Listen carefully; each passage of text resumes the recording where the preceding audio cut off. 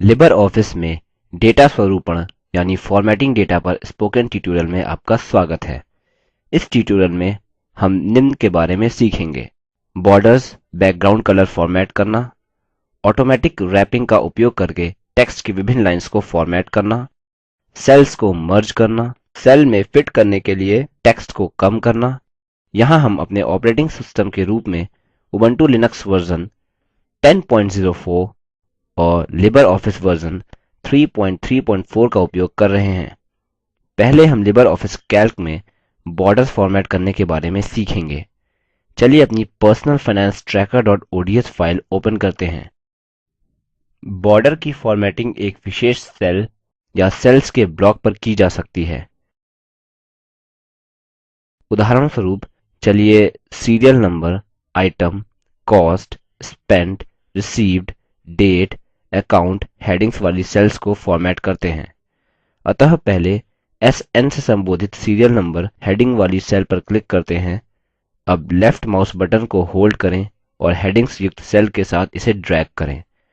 Heading युक्त पूरी horizontal रो को चुनने के बाद फॉर्मेटिंग टूलबार पर बॉर्डर्स आइकन पर क्लिक करें।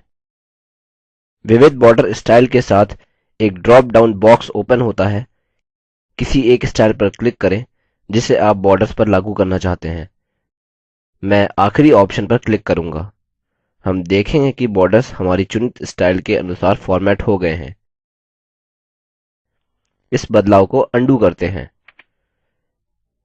चुनित सेल्स अभी भी चिन्हांकित हैं। चुनाव किए गए पर राइट क्लिक करें और फॉर्मेट सेल्स ऑप्शन को चुनें। अब बॉर्डर्स टैब पर क्लिक करें।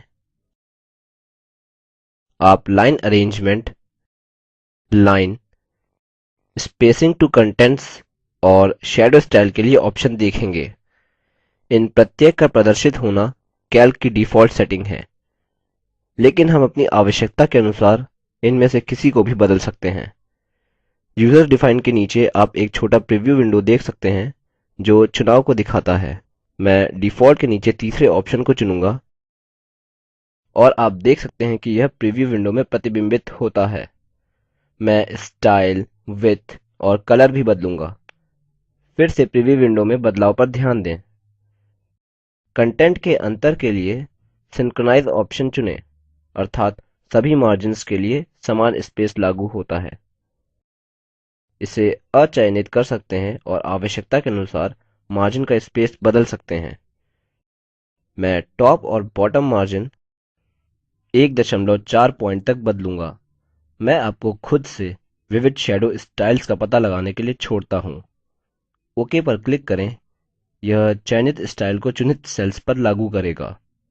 बॉर्डर्स कैसे फॉर्मेट करें यह सीखने के बाद अब सीखते हैं कि सेल्स को बैकग्राउंड कलर्स कैसे दें।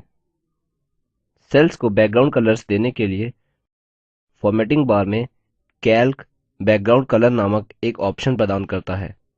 आप देखते हैं कि यह कैसे कार्यान्वित होता है। उदाहरणस्वरूप चलिए हेडिंग्स युक्त सेल्स को बैकग्राउंड कलर देते हैं। अतः पहले सेल्स पर क्लिक करते हैं जो कि SN से संबोधित हेडिंग सीरियल नंबर युक्त है। अब लेफ्ट माउस बटन होल्ड करें और हेडिंग्स युक्त सेल्स तक इसे ड्रैग करें। हेडिंग युक्त सभी हॉरिजॉन्टल रो को चुनने के बाद फॉर्मेटिंग टूलबार में बैकग्राउंड कलर ऑप्शन पर क्लिक करें। एक पॉपअप मेन्यू ओपन होता है जहां आप वह कलर चुन सकते हैं जिसे आप बैकग्राउंड में लागू करना चाहते हैं। चलिए ग्रे कलर पर क्लिक करते हैं। आप देख सकते हैं कि हेडिंग के लिए सेल का बैकग्राउंड ग्रे हो गया है। कैल्क टेक्स्ट के मल्टीपल लाइन्स को फॉर्मेट करने के लिए विविध ऑप्शंस प्रदान करता है। पहला, ऑटोमेटिक रैपिंग का उपयोग करके। ऑटोमेटिक रैपिंग उपयोगकर्ता को एक ही सेल में टेक्स्ट की मल्टीपल लाइन्स एंटर करने के लिए अनुमति देता है। अतः देखते हैं कि यह कैसे कार्यान्वित होता है। अब अपनी personal finance tracker.ods शीट में एक खाली सेल पर क्लिक करते हैं। उदाहरणस्वरूप सेल संख्या B12 पर क्लिक करते हैं। अब सेल पर राइट क्लिक करें और फिर फॉर्मेट सेल्स ऑप्शन पर क्लिक करें।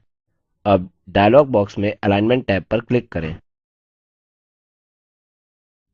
डायलॉग बॉक्स में नीचे रैप टेक्स्ट ऑटोमेटिकली ऑप्शन पर क्लिक करें और फिर ओके बटन पर क्लिक करें। अब हम टाइप करते हैं this is a personal finance tracker, it is very useful. आप देखेंगे कि सिंगल सेल में मल्टीपल स्टेटमेंट रैप्ड हो गई है। बदलाव को अंडू करें। ऑटोमेटिक रैपिंग के बारे में सीखने के बाद अब हम सीखेंगे कि कैल्क में सेल्स कैसे मर्ज करें। अपनी personal finance tracker dot ODS file में यदि हम एसएन हेडिंग के साथ सीरियल नंबर युक्त सेल्स को और उनके समरूपी आइटम को मर्ज करना चाहते हैं तो पहले एसएन के नीचे डेटा एंट्री 1 पर क्लिक करें। अब कीबोर्ड पर शिफ्ट की को होल्ड करके रखें और इसके समरूपी आइटम सैलरी के साथ सेल पर क्लिक करें। यह दो सेल्स को चिन्हांकित करता है जो मर्ज हो जाती हैं। फिर मेन्यू बार में फॉर्मेट ऑप्शन पर क्लिक करें और फिर मर्ज सेल्स ऑप्शन पर क्लिक करें। साइड बार जो कि पॉपअप होता है उसमें मर्ज सेल्स ऑप्शन पर क्लिक करें।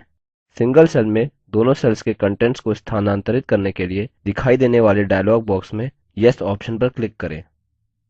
आप देखेंगे कि चुनित सेल्स एक में मर्ज हो गई है और कंटेंट्स भी उसी मर्ज हुई सेल में है। अब मर्ज हुए को अंडू करते हैं। हमने टूल बार में अंडू ऑप्शन पर क्लिक करके या Ctrl+Z को एक साथ प्रेस करके किया।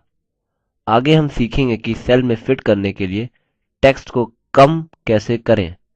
सेल में डेटा का फॉन्ट साइज सेल में फिट करने के लिए स्वतः से समायोजित किया जा सकता है। चलिए सीखते हैं कि यह कैसे करें। चलिए B14 सेल में this is for the month of January text type करते हैं। आप देखेंगे कि टेक्स्ट सेल में फिट नहीं होता है। टेक्स्ट को कम करने के लिए ताकि यह फिट हो जाए पहले B14 सेल पर क्लिक करें। अब मेन्यू बार में फॉर्मेट ऑप्शन पर क्लिक करें और फिर सेल्स पर क्लिक करें।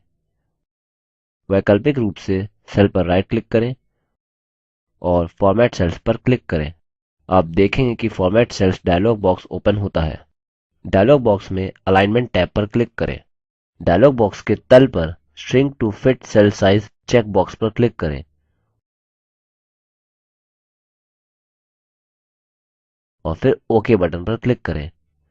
आप देखेंगे कि पूरा टेक्स्ट कम हो गया है और इसके फॉन्ट साइज घटने से खुद व्यवस्थित हो गया है। इसलिए टेक्स्ट फाइल B14 सेल में फिट हो गई है। बदलावों को अंडू करें।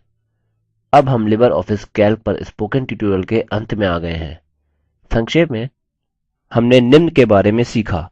कैल्क में बॉर्डर फॉर्मेट बैकग्राउंड कलर करना, ऑटोमेटिक रैपिंग का उपयोग करके टेक्स्ट की मल्टीपल लाइन्स को फॉर्मेट करना, सेल्स को मर्ज करना, सेल में फिट करने के लिए टेक्स्ट को कम करना।